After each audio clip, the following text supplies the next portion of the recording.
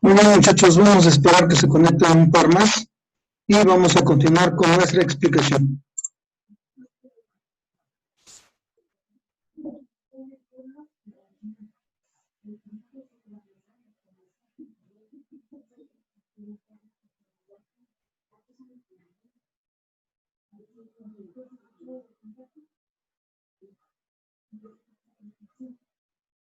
Ok, parece que ahí tenemos ya el par que estábamos esperando. Vamos a continuar. Entonces, les comentaba, el método científico inicia en lo que nosotros vamos a delimitar como objetivo. Esto es el que nosotros tengamos una finalidad. Como les decía, probablemente resolver un problema o adquirir cierto conocimiento, entender un fenómeno. ¿Sí? Entonces, de ahí nosotros vamos a obtener los datos necesarios. Siempre, cuando nosotros estamos haciendo un planteamiento, pues obviamente nos trazamos un objetivo, resolver una situación.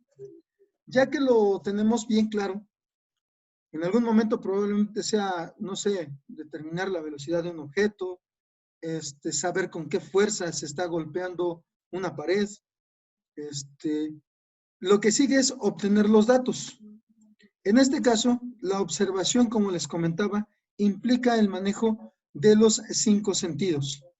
No siempre vamos a poder probar, pero probablemente podamos utilizar la vista, el oído, el tacto, ¿sí? Para poder hacernos de algo de información. Obviamente, como se los estoy comentando, es el método aplicado de forma empírica. No estamos utilizando aparatos muy sofisticados. A lo mejor podemos utilizar un cronómetro para saber cuánto tiempo se lleva para ocurrir completamente el evento que estamos estudiando. Y enseguida nosotros, mediante el proceso de inducción o el paso de inducción, vamos a tratar de interpretar esas situaciones.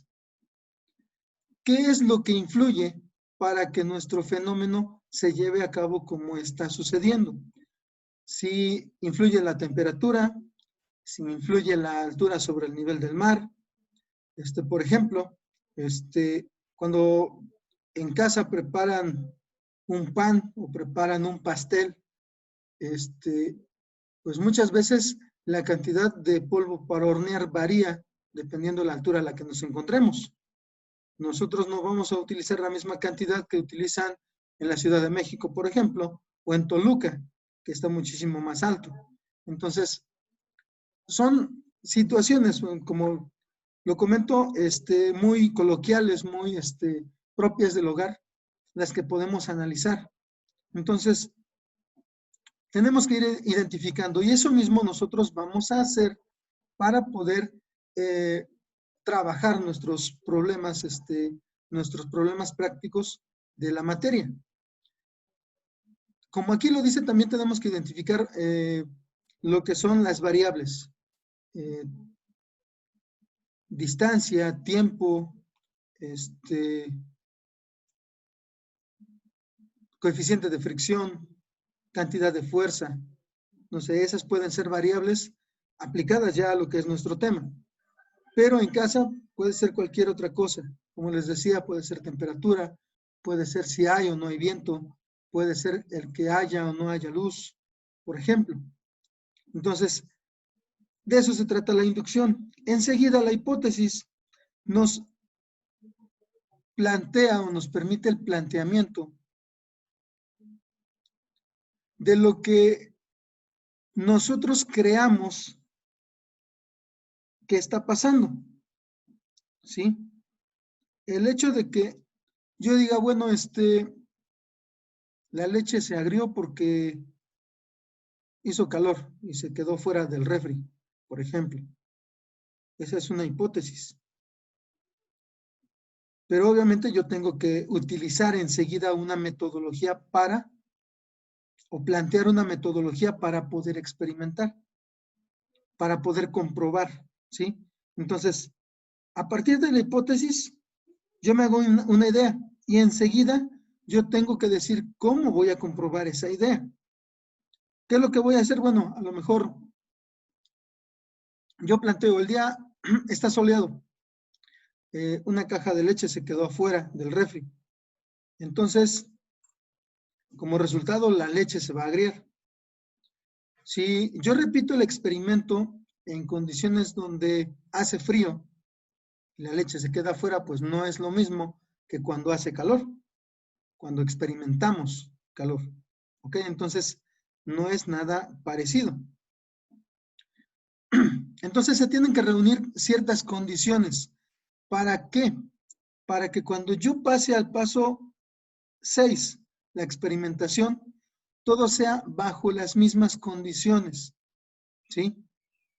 No es lo mismo jugar fútbol en cancha seca que en cancha mojada, jugar fútbol en piso, o jugarlo en pasto, o jugarlo en tierra. Es muy diferente. Se tiene que adaptar la persona que lo está realizando. Entonces, por ejemplo, si alguien, sucede mucho en las competencias atléticas, que se rompen récords de velocidad. Se corren los 200 metros en, no sé, 17 segundos. Demasiado rápido, me parece que algo así andan las marcas de Usain Bolt. Pero se tienen que reunir las mismas condiciones, velocidad del viento, tiene que ser dentro de cierto rango, no puede ser demasiado baja la velocidad, no puede ser demasiado alta, porque entonces el corredor puede alegar que le afectó. La temperatura debe ser de cierto nivel, la humedad también, para que no diga que se fatigó de más o que las condiciones no le permitieron correr lo que él quería. Entonces, la experimentación, como lo comentamos, tiene que ser bajo las mismas condiciones, siempre. La comprobación, que es el siguiente paso, está sustentada en la experimentación. ¿A qué me refiero? Pasa mucho cuando ustedes o cuando los compañeros de ustedes que van más adelante están por entregar un proyecto, conectan un circuito y ya funcionó, encendió el LED y ya lo dejan hasta el día de la presentación. Y sucede que cuando lo conectan no prende, porque probablemente cuando lo conectaron aquella vez que funcionó, se quemó alguno de los componentes y ya no supieron qué. Y ya los hace quedar mal cuando están presentando. Entonces, la comprobación está basada en que el evento que nosotros estamos analizando sea repetible, lo podamos realizar varias ocasiones, como cuando ustedes realizan un proyecto. Si ven que funcionó, bueno, pues vamos a hacerlo funcionar otra vez y otra vez y otra vez. ¿Y qué pasa si le subo el voltaje? ¿Qué pasa si le subo la corriente? ¿Qué pasa si cambio una resistencia o si cambio un capacitor? Todo eso se tiene que considerar. ¿Por qué? Porque si llega a suceder, a lo mejor se vuela un capacitor, pero si ustedes ya comprobaron que funciona también con otro capacitor que ya tienen por ahí a la mano, pues a lo mejor inmediatamente lo cambian y no pasó nada. Se puede presentar su proyecto. Obviamente no es lo ideal. Pero son situaciones que se dan, son situaciones que deben darse para que los resultados de un estudio sean confiables. Lo que está sucediendo con la situación de las vacunas para el coronavirus. Se dice que los rusos se brincaron algunos pasos, algunas pruebas y ya la están queriendo repartir. Cuando la OMS tiene un protocolo, dice tienes que seguir estos 3 o 4 pasos para que yo considere que tu vacuna es confiable. Entonces ahorita, por la que apuesta la OMS, es la que están trabajando en la Universidad de Oxford, en Inglaterra.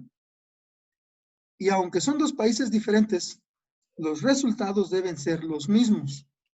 Aunque están trabajando con líneas diferentes, la idea es que la vacuna genere anticuerpos en las personas que sean inmunizadas, ¿sí? Entonces, ellos obviamente ya llevan a cabo un método científico pues más compuesto.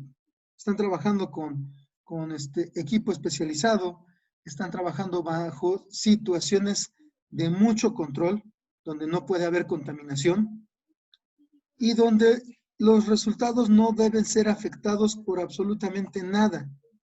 Y los resultados deben ser siempre los mismos. ¿Por qué? El resultado que se busca es que una persona quede inmunizada ante el famoso coronavirus. Pero ¿qué pasa si de 100 personas, 50 quedan inmunizadas y 50 no? Pues quiere decir que esa vacuna no sirve. Simplemente se asoció a algo que tenían esas otras 50 personas en las que sí funcionó, pero ese algo le falta a esas personas. Entonces, cuando trabajan con una vacuna tiene que ser para todos, tiene que ser el mismo resultado para absolutamente todas las personas a las que se les esté aplicando. Entonces, por eso ahorita hay ese tipo de situaciones en las que no hay confiabilidad en los resultados rusos, supuestamente. ¿Ok? Entonces, ahí lo dejamos. Ahora, como les decía, la tarea número 1. La tarea que me van a entregar o que me van a hacer llegar el día jueves. Puede ser temprano, puede ser en la tarde. Ahí no tengo gran problema. Me la van a enviar a mi correo institucional. Ya se los proporcioné, me parece. Entonces, nada más, la idea es, ustedes van a aplicar este método científico a lo que son un problema en casa. ¿Sí? Cualquier cosa que ustedes detecten que es un problema, van a tratar de darle solución mediante el método científico, aplicando estos 7 pasos. ¿Sí? ¿Alguna duda con respecto a lo que van a hacer? Bueno, yo tengo una duda. ¿Sobre qué tipo de problemas? Cualquier problema que ustedes experimenten en casa. Yo les ponía como ejemplo, de cualquier tipo. en otra de las clases, yo les decía, por ejemplo, hay lugares o hay casas a donde constantemente se está volando o se están quemando los fusibles. Tenemos la mala costumbre de agarrar y solamente cambiar. Y nos hacemos a la cómoda de incluso comprar una caja de fusibles para tenerlos de reserva en caso de que se sigan volando. Entonces, esa no es una solución. Se trata de encontrar una solución adecuada, una solución definitiva. Entonces, lo que se tiene que hacer es, bueno, ¿bajo qué circunstancias se están volando los fusibles? ¿Estoy conectando algún aparato en especial? ¿O se están conectando varios aparatos en específico? Supongamos que en casa hay lavadora, hay microondas y hay plancha. Y a mamá, a la abuelita, a la tía se le ocurre lavar en la tarde, cuando van a calentar la cena, y mientras están calentando la cena y se está lavando la ropa, aprovecha para planchar. Se baja la luz y a veces se quema el fusible. Sí, sí, sí. Entonces, identificamos la situación, ya vimos cuáles son los datos que yo estoy adquiriendo, las condiciones bajo las que se está dando. Entonces yo digo, bueno, el problema es que estoy conectando esos 3 aparatos al mismo tiempo. Entonces yo digo, bueno, lo que puedo hacer es conectarlos a diferentes horas o conectarlos en la mañana. Pero lo ideal, por ejemplo, suponer, en la mañana se conecta la lavadora, a mediodía se plancha y en la tarde, bueno, si se utiliza el microondas para calentar la cena, adelante. Entonces ya no están en el mismo horario y probablemente nuestro resultado sea que ya no se quemen los fusibles. ¿Sí? Por ejemplo. Y lo podemos repetir varias veces para decir, bueno, sí, mi hipótesis es la correcta. Es un problema que detecté, lo analicé y le estoy dando solución. Algo así es lo que ustedes van a plantear. Ok, muchas gracias, ingeniero. ¿No? ¿De qué? Entonces, bueno, sería por ahí el trabajar un caso práctico de lo que es el método científico, pero en casa. Yo normalmente les pido que traten de solucionar situaciones en casa. A lo mejor, de manera burda, lo he comentado en otros grados, con otros compañeros, les decía, pues a lo mejor si tú resuelves o empiezas a resolver problemas en casa, pues van a tomar en cuenta que tu educación ya valió la pena. Nos sucedió con un muchacho cuando yo daba análisis de circuitos. Les dije como proyecto, analicen el consumo de casa. Y si tenemos un factor de potencia bajo, propongan el tamaño del capacitor para poder corregirlo. Y campantemente uno de los compañeros llega y me dice, es que no sé por qué, no, de hecho me dice, me presenta el recibo. Y le digo, oye, ¿no sientes que están pagando mucho de luz? Me parece que eran como 1000 y fracción. Y algún otro de sus compañeros ya se lo había comentado. Y yo le dije, bueno, analízalo. ¿Cuánto pagaban normalmente? Y me dijo, no, pues es que pagábamos 300 pesos. ¿No se te hace mucho que ya están pagando 1000? Me dice, sí. Bueno, ahora imagínate.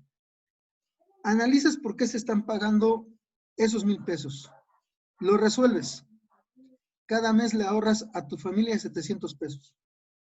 Si tú les llegas a pedir algo, ¿tú crees que no con gusto te van a decir, va, te compro un videojuego, te compro, no sé, el uniforme que te está gustando para jugar fútbol, o te doy para que te vayas a la feria, supongamos, ¿no? Entonces, ahí ustedes pueden ir demostrando que la preparación que están recibiendo ya vale la pena. Están resolviendo problemas en casa. Están ahorrándole dinero a la familia que con gusto van a invertir en su preparación. Cuando haya un congreso, a lo mejor les van a decir, bueno, ve, ahí está el dinero, ve. O cuando ustedes digan, bueno, ¿sabes qué?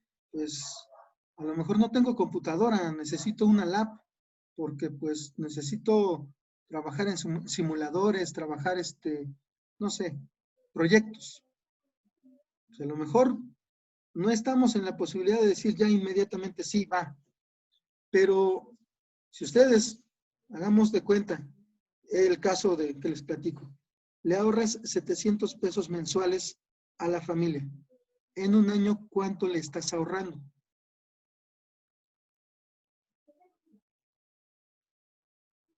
Estamos hablando de prácticamente 8,400, ¿no? Más o menos. Con eso fácilmente te compran una lap. Entonces, es cuestión de que ustedes le vean la situación, ¿no? La ventaja. Hace años, dando la materia de sistemas mecánicos, en tercero, tuvimos una especie como de taller de reparación de electrodomésticos. Y los chavos en aquel momento muy emocionados me decían, bueno, arreglamos la plancha de la abuelita, arreglamos el microondas de la tía, arreglamos, etcétera, el DVD de mamá, de papá. Y al otro día, bien contentos, llegan y un grupo me dice, ¿sabe qué? La abuelita nos invitó a cenar, a todos, los del equipo que arreglamos su microondas. Pues, ya, de cierta manera ustedes demuestran que lo que están aprendiendo está sirviendo de algo.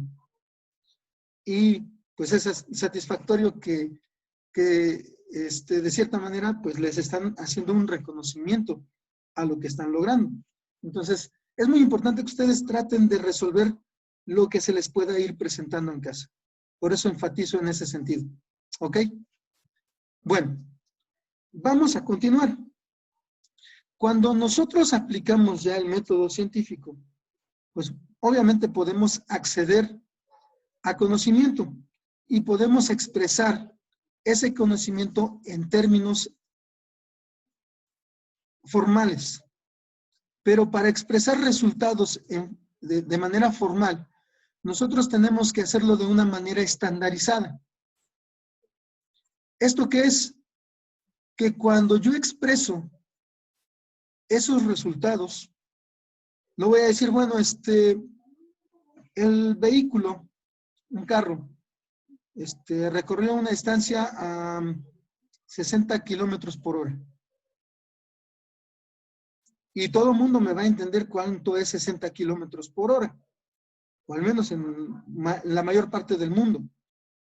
Y los que no me entiendan directamente, al menos van a saber que tienen que cambiar el tipo de unidad.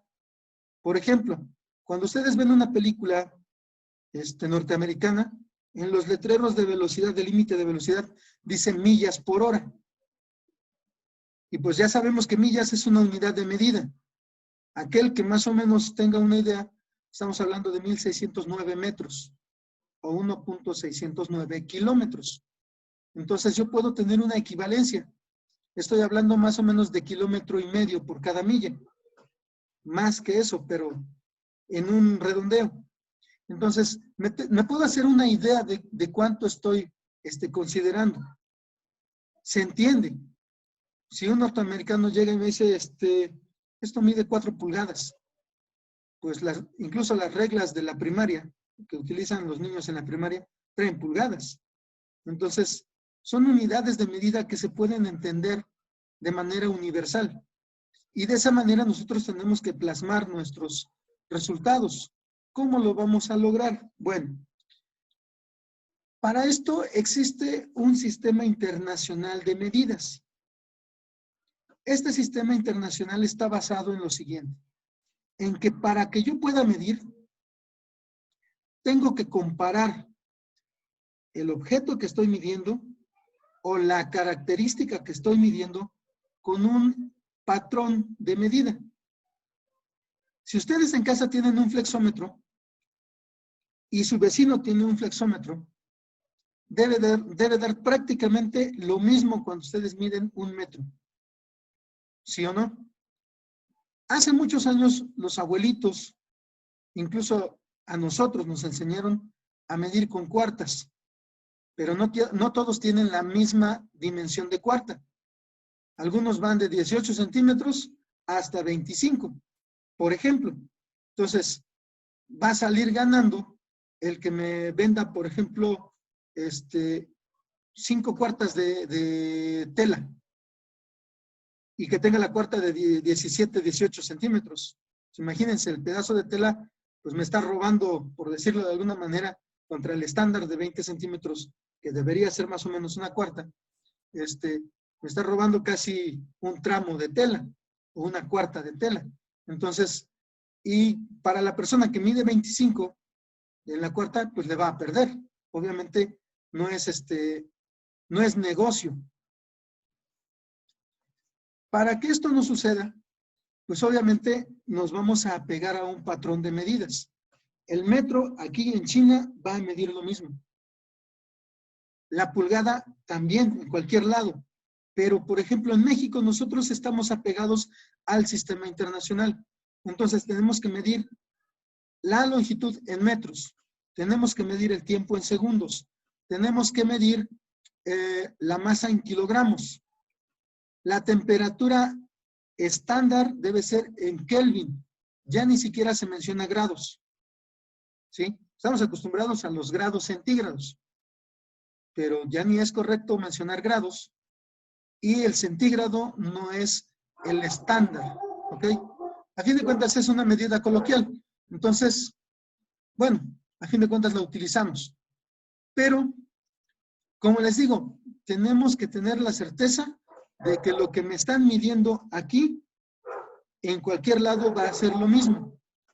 Y hay organismos que se dedican a mantener esa certeza. Tal vez ustedes hayan escuchado hablar de la Profeco.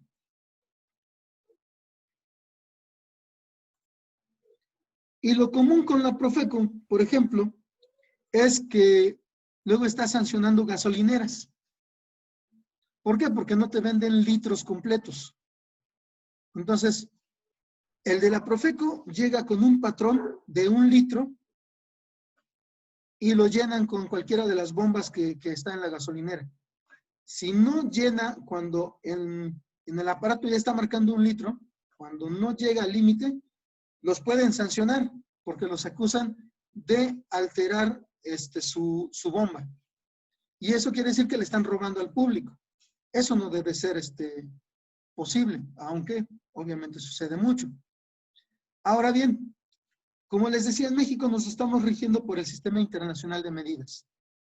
El aparato rector, la institución que nos ayuda a que esto suceda, a que nosotros formamos parte de ese sistema internacional, es el CENAM, que es el Centro Nacional de Metrología. En las instalaciones del CENAM se deben reproducir los patrones de medida, tal y como vienen definidos.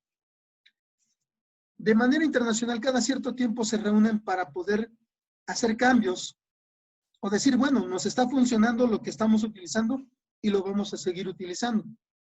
Entonces, sucede, por ejemplo, que hace 2 años, a nivel internacional, se cambió la definición de metro. Anteriormente era una barra de platino que cabía no sé cuántas veces en un meridiano. Perdón. Actualmente no, es la vibración de un tipo de láser. Pero esa definición hasta el año pasado todavía no se consideraba en México. ¿Por qué? Porque en México no se tenía el aparato que podía reproducir ese patrón o que podía medirlo. Hasta este año, si ustedes le buscan qué es lo que van a hacer, a fin de cuentas también como tarea, van a buscar en la página del CENAM los patrones de medida. ¿Qué patrones van a buscar? Los que tenemos aquí, en esta tabla. Estos 7 patrones de medida son los que ustedes van a investigar. Las definiciones, ¿sí? Lo que significa cada uno de estos. El metro, como les decía, es una vibración de láser de cierto tipo. El kilogramo también era también un compuesto, una medida, pero creo que también lo van a cambiar, o lo iban a cambiar de dimensión, o más bien de definición. El segundo también es una vibración de cierto isótopo.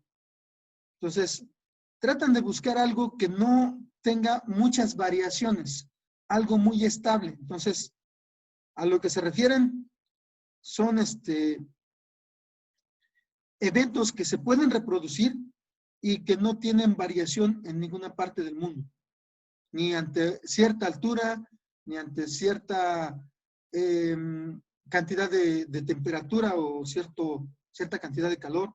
Entonces, van a investigar estos patrones. ¿Se entiende la tarea?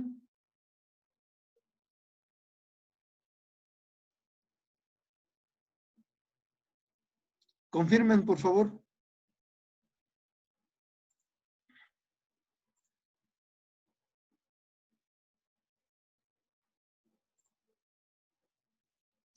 ¿O dudas con respecto a esta tarea?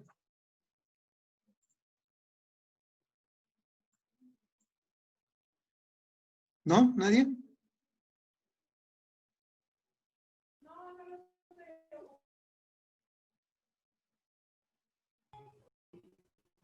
Bueno. Sí, adelante. Se está, bueno.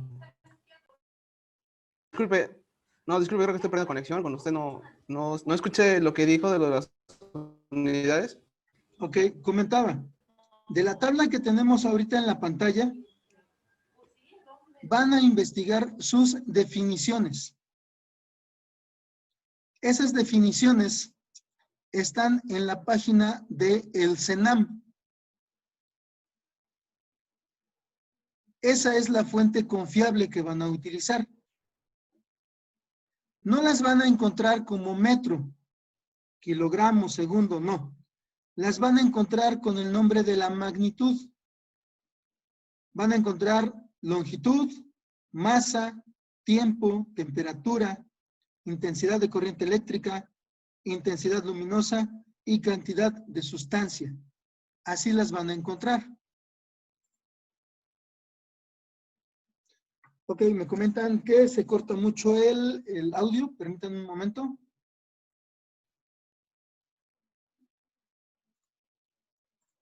Déjenme ver si podemos mejorar. Sí,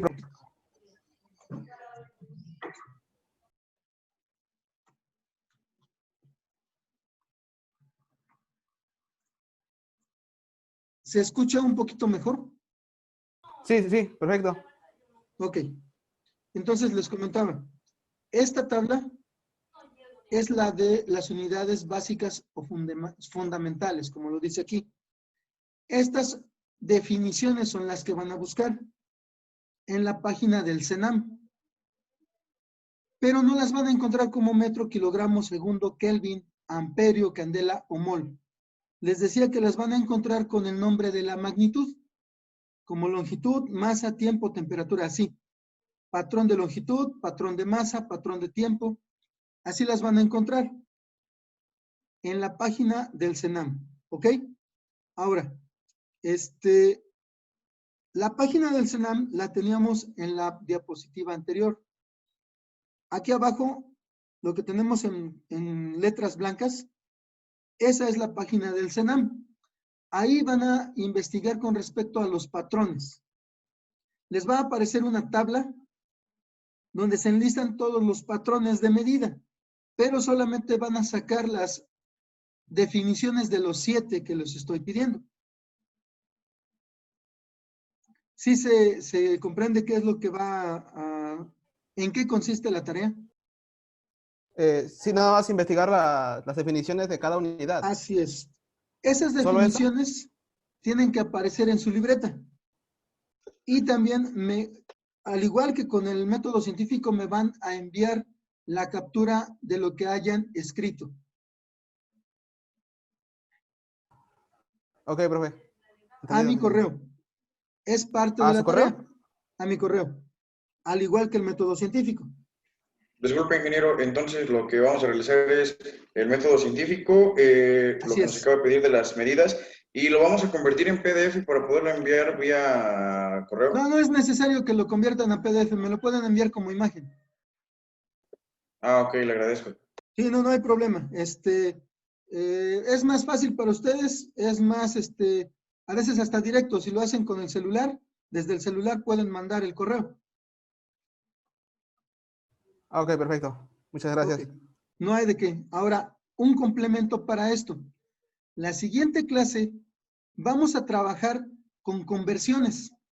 La actividad para esta semana se trata precisamente de eso, de trabajar con conversiones. Entonces, aunado a lo que van a investigar, consigan una tabla de conversiones de unidades. Una sencilla, no vamos a necesitar algo muy complejo. Hay a veces tablas de conversiones que vienen 2, 3 hojas. No, con una tabla de conversiones de una hoja, sin problema. Que vengan de longitud, que vengan de tiempo, que vengan de temperatura, lo básico. Eso para la siguiente clase porque la vamos a utilizar. Disculpe, acerca de eso, sobre la tabla. Sí, con respecto a la tabla, esa puede ser en archivo, esa es para ustedes. Depende, ahí es cuestión de que ustedes la busquen, la que mejor les parezca. ¿No? La pueden tener en archivo o la pueden tener impresa, lo que mejor les acomode. Es para que ustedes la usen. Esa no me la van a mandar a mí.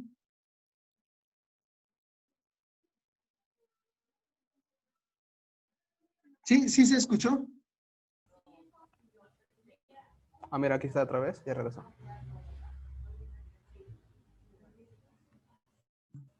Una disculpa, se desconectó la máquina. Entonces, lo que les decía, de la tabla de conversiones, en general podría ser algo parecido a esto. Obviamente, debe traer los valores, los equivalentes. Si ustedes se dan cuenta, aquí tenemos las magnitudes, sistema internacional, sistema sexadecimal, pero ese casi no se utiliza. Y el sistema inglés, normalmente vamos a pasar de sistema inglés a sistema internacional, o dentro del mismo sistema internacional vamos a encontrar múltiplos y submúltiplos. Entonces, de eso se debe tratar nuestra tabla de conversiones. Como les decía, simplemente es que ustedes la utilicen con la que mejor se sientan cómodos para poder trabajar, ¿sí? Porque es la que van a utilizar para poder resolver la actividad de esta semana. Disculpe, ingeniero, entonces simplemente vamos a buscar una tabla de conversiones y solamente eso. Así es, algo por ejemplo parecido a lo que tenemos en la pantalla. Solamente, como les decía, puede ser en archivo o impresa. Lo que mejor les acomode para que ustedes la usen. Porque vamos a realizar ejercicios de conversiones. Ah, ok, bueno, gracias. La que tenemos en la pantalla, pues digamos que es un tanto escueta, pero es funcional. Tenemos unidades de longitud, superficie y temperatura. Es básica, pero nos puede servir, por ejemplo. Si se dan cuenta, va de sistema internacional a sistema inglés.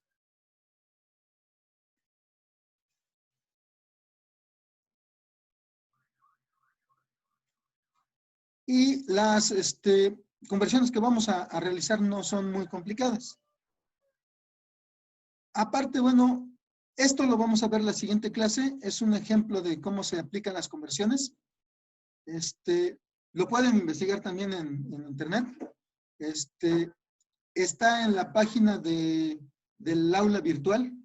Ahí en la semana 1, la del 7 al 12, ahí aparece también este video. Entonces, lo pueden utilizar como una referencia para que se puedan guiar para las conversiones, hacerse una idea y las vamos a trabajar en la siguiente clase.